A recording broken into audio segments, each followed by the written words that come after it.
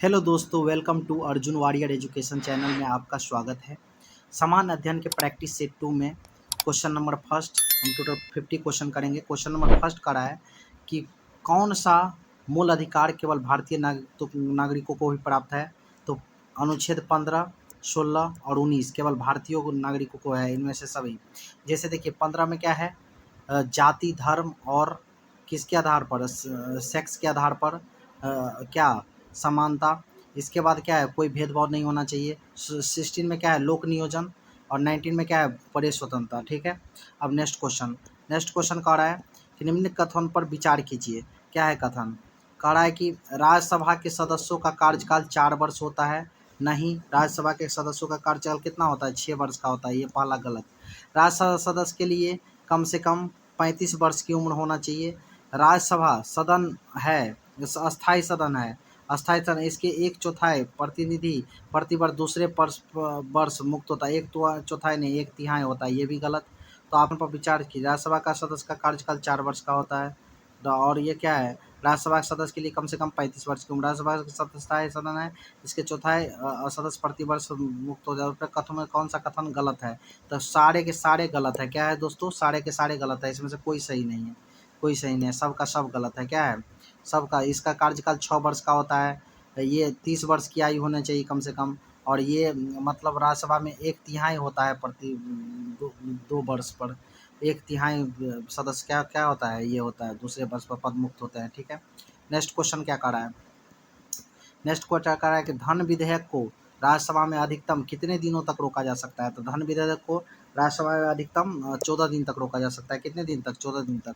14 दिन तक रोका जा सकता है। कोई भी व्यक्ति उच्च न्यायालय का न्यायाधीश नियुक्ति होने का पात्र होगा। कब होगा पात्र? कोई भी व्यक्ति उच्च न्यायालय के न्यायाधीश नियुक्त होने का कब पात्र होगा? तो भारत राज्य क्षेत्र में कम से कम 10 वर्ष का न्यायिक पद पर धारण हो। जैसे डिस्ट्रिक्ट लेवल पर जो डिस्ट्रिक्ट कोर्ट होते हैं उसमें 10 वर्ष तक उच्च न्यायालय या न्यायालयों में अधिवक्ता हो रहा हो, तब जाकर के वो क्या बन सकता है। तो ये हो गया। दूसरा में क्या है, उसकी आयु 35 वर्ष हो। ये गलत है, 35 वर्ष की नहीं। तो ये कौन सा सही होगा आपका? केवल एक सही होगा। केवल कौन सही होगा? केवल एक सही होगा। नेक्स्ट क्वेश्चन कह रहा है क्या कि वित्तीय आपात का उद्घोषणा का अनुमोदन करने वाला संकल्प दोनों सदनों द्वारा कितने माह के भीतर होना चाहिए। वित्तीय आपात का उद्घोषणा का अनुमोदन करने वाला संकल्प सदन के दोनों सदनों द्वारा कितने माह के भीतर होनी चाहिए। तो ये होना चाहिए 2 माह के भीतर। कितने माह के भीतर? 2 माह के भीतर। नेक्स्ट क्वेश्चन कह रहा है कि भारत में पहली बार केंद्र सरकार के विरुद्ध लोकसभा में अविश्वास प्रस्ताव कब आया था? पहली बार केंद्र सरकार के विरुद्ध अविश्वास प्रस्ताव आया था 1963 में। कह रहा है कि राज्य के नीति निर्देशक तत्वों के परिवर्तन के लिए किस अनुच्छेद का उपन किया गया है। राज्य के नीति निर्देशों के तत्व के परिवर्तन के लिए किस अनुच्छेद का अनुबंध किया गया? अनुच्छेद 37। नेक्स्ट क्वेश्चन कह रहा है कि चलैया समिति का गठन किस वर्ष हुआ था। चलैया समिति का गठन हुआ था 1991 में। चलैया समिति का गठन हुआ था 1991 में। कह रहा है निम्नलिखित में से किस क्रांति का संबंध कोको उत्पादन या चमड़ा उत्पादन से है।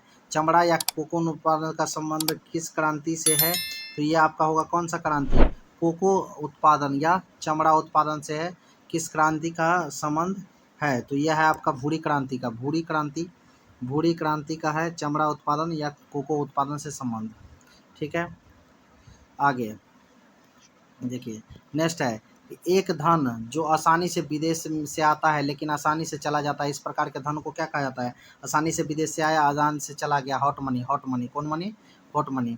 कह रहा है क्या गन्ने की उचित और प्रासंगिक मूल्य एफआरपी अनुमोदित करता है। एफआरपी किसको अनुमोदित करता है? आर्थिक मामलों पर कैबिनेट समिति की। नेक्स्ट क्वेश्चन, असहयोग आंदोलन का कर्म शामिल नहीं है। असहयोग आंदोलन में कौन सा कार्यक्रम शामिल नहीं है? असहयोग आंदोलन में कौन सा कार्यक्रम? सरकारी पदों का त्याग किया था, सही है। विदेशी माल का बहिष्कार किया था, यह भी सही है। अदालतों में वकीलों बहिष्कार किया था, लेकिन सरकारी वाहनों से यात्रा करने पर पाबंदी नहीं था। ये गलत है। मतलब कौन सा कार्यक्रम शामिल नहीं था, तो ये शामिल नहीं है। नेक्स्ट क्या है कह रहा है कि दांडी मार्च की समाप्ति की किस तिथि को हुई थी।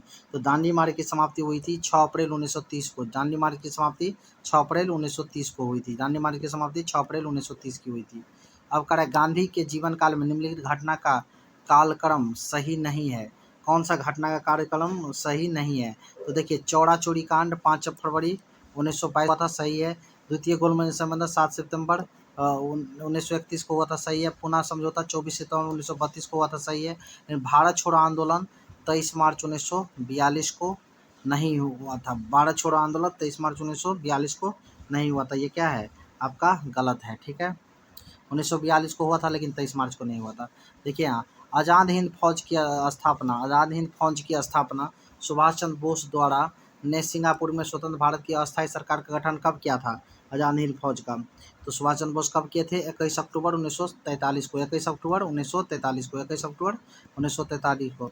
सती प्रथा का अनुमोदन किया गया कब? सती प्रथा का अनुमोदन किया गया 1829 के नियम 17 के द्वारा। सती प्रथा का अनुमोदन कब किया गया? 1829 में नियम 17 के द्वारा। नेक्स्ट क्वेश्चन कह रहा है बहावियों के विद्रोह को कुचलने का श्रेय किस गवर्नर को जाता है? बहावियों के विद्रोह को कौन कुचला था?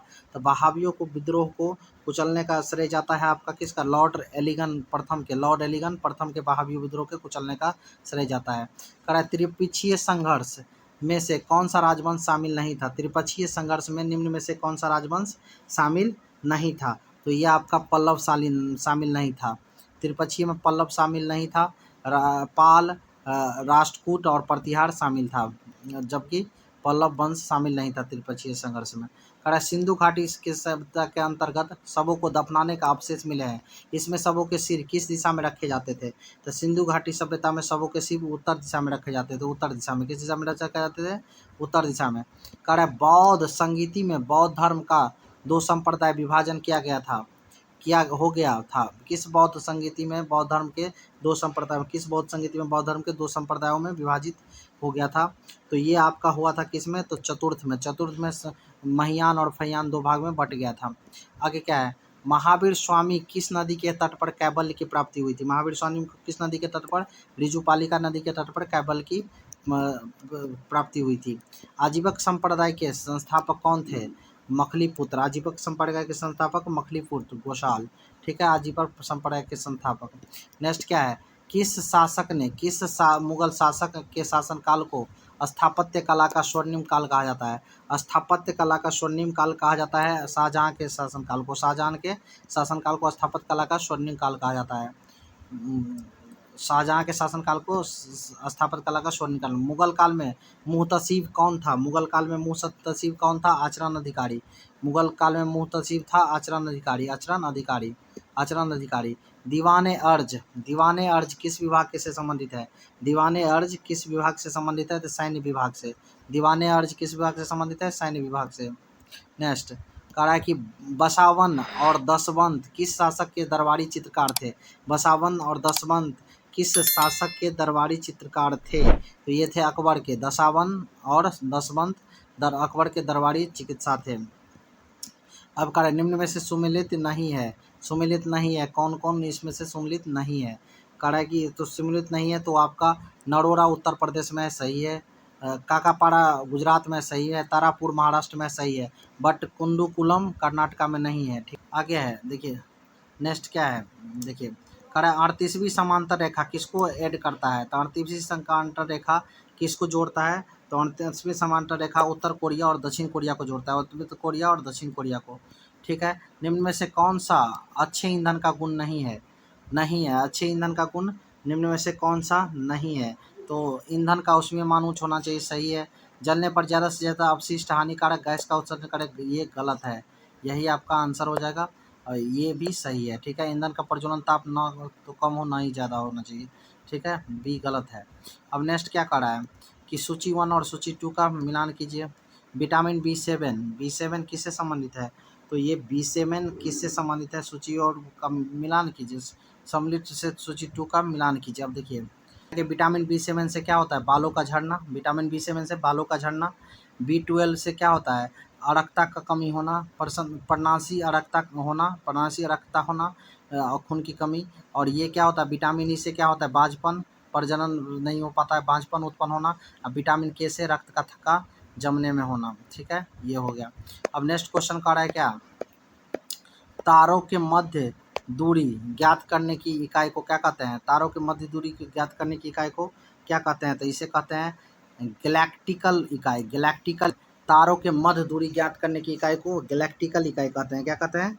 गैलेक्टिकल इकाई, तारों के मध्य दूरी को निकालने की। और सबसे लंबा दूरी किससे निकालते हैं? प्रकाश वर्ष से नापा कि निम्न में से कौन सा रोग पुरुषों की तुलना में महिलाओं में बहुत कम होती है? पुरुषों की तुलना में महिलाओं में बहुत कम होती है वर्धानता रोग। वर्धानता रोग क्या पुरुषों की तुलना में महिलाओं में कम होती है? वर्धानता रोग। ठीक है। हीमोग्लोबिन, हीमोग्लोबिन लाल रक्त कोशिकाओं के अंदर एक प्रोटीन और निम्न में से किसका वहन करता है? लाल रक्त कोशिकाओं एक प्रोटीन और किसका वहन करता है? तो एक प्रोटीन के साथ किसका? ऑक्सीजन का वहन करता है, ऑक्सीजन का। किसी पदार्थ के को एक अवस्था से दूसरी अवस्था में बिना तापमान में बदलाव के परिवर्तन होने की आवश्यकता ऊष्मा की मात्रा को किसी पदार्थ को एक अवस्था से दूसरी अवस्था में बिना तापमान में बदलाव के परिवर्तन होने के लिए आवश्यक ऊष्मा को क्या कहते हैं? आवश्यक ऊष्मा को क्या कहते हैं? तो आवश्यक ऊष्मा को हम गुप्त ऊष्मा कहते हैं, लेटेंट हीट। क्या कहते हैं? Latent heat. नेक्स्ट क्या है, निम्नलिखित में से कोशिका अंगों में से किस में न्यूक्लियक अम्ल नहीं पाया जाता है? न्यूक्लियक अम्ल किस में नहीं पाया जाता है? न्यूक्लियक अम्ल जीवधारा में नहीं पाया जाता है, लेकिन केंद्रिका में और हरित लवक में, राइबोसोम में पाया जाता है। ठीक है, कौन? न्यूक्लियक अम्ल। नेक्स्ट, इनमें से कौन सा विटामिन ए का अच्छा स्रोत नहीं है? विटामिन ए का अच्छा स्रोत नहीं है तो मछली का तेल है, पालक भी, आम भी है, लेकिन जंतु के यकृत एवं गुर्दे किसका विटामिन ए का अच्छा स्रोत नहीं है? नेक्स्ट, प्रतिरोध को किस में मापते हैं? प्रतिरोध को मापते हैं हम ओम में। अब इसके बाद बल को किस में मापते हैं? न्यूटन में। पावर को किस में मापते हैं? वाट में। अब विद्युत धारा को किस में मापेंगे? एम्पियर में। ठीक है, विद्युत धारा का एम्पियर होता है। धातुओं का सबसे कम घनत्व वाला तत्व कौन है? धातुओं में सबसे कम घनत्व वाला तत्व कौन सा है? तो धातुओं में सबसे कम घनत्व वाला तत्व लिथियम है, लिथियम। प्राकृतिक रबर के बारे में इनमें से कौन सा कथन सही है? प्राकृतिक बहुलक है और इसमें लोचादार गुण होता है। लोचादार, यह एक प्राकृतिक बहुलक है, इसमें लोचादार गुण होता है। किसी तत्व का रासायनिक गुण निम्न में से कौन सा तय करता है? कौन तय करता है? किसी तत्व का रासायनिक गुण निम्न में से कौन तय करता है? तो ये आपका इलेक्ट्रॉन की संख्या, इलेक्ट्रॉन की संख्या। रासायनिक गुण कौन तय करता है? इलेक्ट्रॉन की संख्या। देवप्रयाग, देवप्रयाग किन नदियों के संगम है? देवप्रयाग किस नदियों के संगम है? भागीरथी और अलकनंदा के। देवप्रयाग भागीरथी और अलकनंदा के संगम है। भागीरथी और अलकनंदा के संगम है। किस राज्य से कर्क रेखा बीचों बीच गुजरती है? कर्क रेखा बीचों बीच गुजरती है मध्य प्रदेश राज्य से। कर्क रेखा बीचों बीच गुजरती है मध्य प्रदेश राज्य से। निम्न में से कहाँ सर्वाधिक विविधता पाई जाती है? जैव विविधता पाई जाती है। सर्वाधिक जैव विविधता पाई जाती है उष्णकटिबंधीय वर्षा वन में। उष्णकटिबंधीय वर्षा वन में सर्वाधिक जैव विविधता पाई जाती है। निम्न में कौन सम्मिलित नहीं है? बांधवगढ़ राष्ट्रीय उद्यान, यह आपका कहाँ है? मध्य प्रदेश में। ठीक है। रोहिला राष्ट्रीय उद्यान गुजरात में नहीं है। बांदीपुर कर्नाटक में है। पश्चिमी पेड़पाल क्या है? उड़ीसा में है। निकलने से शीत महासागरीय जलधारा नहीं है। शीत महासागरीय जलधारा कौन सा नहीं है? शीत महासागरीय जलधारा कौन सा नहीं है? तो ये शीत महासागरीय जलधारा नहीं है, कौन? ये अगुलहास, अगुलहास, अगुलहास। इनमें से किस नदी को दक्षिण भारत की गंगा लगा है?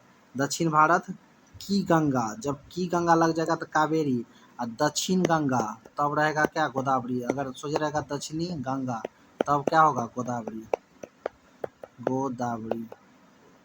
अब देखिए नेक्स्ट क्वेश्चन, प्रशांत महासागर में रिंग ऑफ फायर किस लिए जाना जाता है?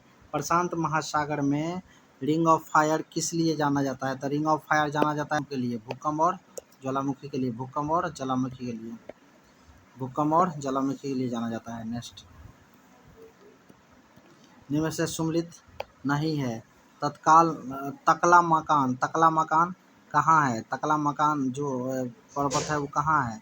तो तकला मकान आपका चीना में है, थार भारत में, आटाकामा चिली में है, लेकिन गिब्सन अफ्रीका में नहीं है। प्रतिरोधात्मक या घर्षणात्मक बेरोजगारी है। प्रतिरोधात्मक और घर्षणात्मक बेरोजगारी क्या है? तो व्यवसाय और रोजगार में परिवर्तन की प्रक्रिया के दौरान श्रमिक व्यक्ति कुछ समय के लिए बेरोजगार हो जाता है, उसे प्रतिरोधात्मक और संग्रात्मक समय बेरोजगारी कहते हैं। नेक्स्ट, न्यूनतम समर्थन मूल्य एमएसपी के बारे में निम्नलिखित कथनों पर विचार कीजिए। एमएसपी के बारे में निम्नलिखित कथनों पर विचार। न्यूनतम समर्थन मूल्य आर्थिक मामलों की मंत्रिमंडल समिति द्वारा प्रस्तावित है। न्यूनतम समर्थन मूल्य कृषि लागत एवं मूल्य आयोग द्वारा अनुमोदित है। तो न्यूनतम समर्थन मूल्य 1 और 2 दोनों होगा। क्या होगा? 1 और 2 दोनों होगा। मतलब पहले तो ये क्या है, आर्थिक मामले के मंत्री द्वारा मंत्रिमंडल द्वारा प्रस्तावित है। न्यूनतम समर्थन मूल्य कृषि एवं मूल्य आयोग द्वारा अनुमोदित की जाती है। सही है। Thank you for watching my channel. अगर आप वीडियो अच्छा लगा दोस्तों तो शेयर एंड सब्सक्राइब